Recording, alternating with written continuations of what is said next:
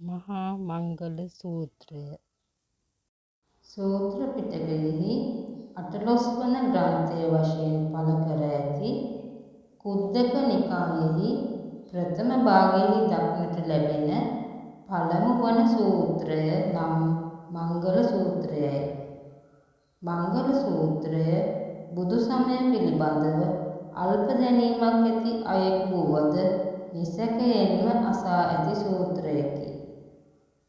බුදුරජාණන් වහන්සේ සැවැත් නුවර ජේතවනාරාමයෙහි වැඩවසන කල එක් දිනක රාත්‍රියෙහි පෙර යම එක් දෙවියෙක් බුදුන් හමුවට පැමිණ දෙලොව වැඩ සඳහා හේතු වන්නා වූ මංගල කරුණු කවරේදැයි වදාරනමින් ඇයද සිටියහ.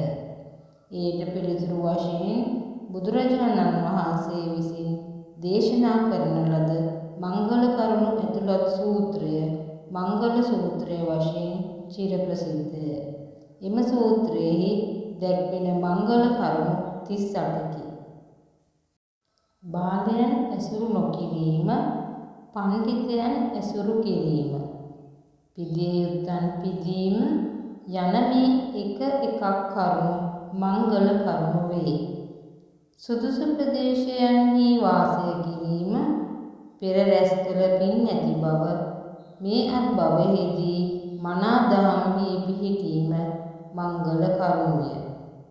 බොහෝ ඇසූ පිරූ තැන් ඇති බව, විවිධ ශිල්පයන්හි කුසලතාව, මනා ලෙස සංවර කරන ලද කය, සිත, වචනය යන තිදොරින් යුක්ත බව, හික්මීම, සත්‍ය යහපත් වචනයෙන් යුක්ත වීම මංගල කරුණුය.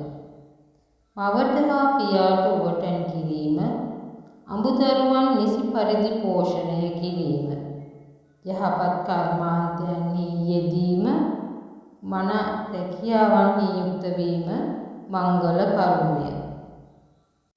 දන් දීම, දස කුසල්හි නිරත වීම, ඥාතීන්ට සංග්‍රහ කිරීම, පිහෙවස් සමාදන් වූවෙකු මෙන් නිවැරදි ක්‍රියාවන්හි යෙදීම මංගල කරුණුය.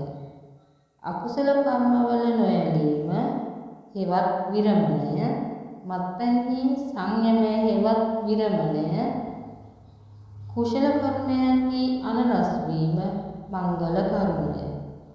ගරු කළ යුතු අයට ගරු කිරීම, නිහතමානී බැවින් යුක්ත වීම, ලද දෙයින් සතුටු වීම, කළගුණ සැලකීම, සුදුසු කාලයෙහිදී සදහම් ඇසීම මංගල කරුණුය. ඉවසීම, සුවච බව, මහණුන් දැකීම, සුදුසු කාලයෙහි ධර්ම සාකච්ඡා පැවැත්වීම මංගල කරුණුය. තපස් ගුණයෙන් යුක්ත වීම, බ්‍රහ්මචාරීව විසීම හෙවත් මෙවුන් දමින් වැළකීම, සිව්වරිසස් මඟ දැකීම, නිවන් අවබෝධය මංගල කරුණුය.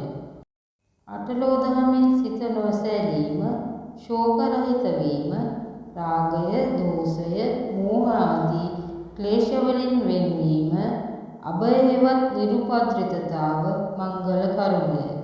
බාලයන් සේවනය නොකිරීම ආදී මංගල කරුණු සපුරා සිව්මරුන් පරදවා ජයගත්තාහු සියලු කටයුතු වලදී නිරුපද්‍රිත වෙති.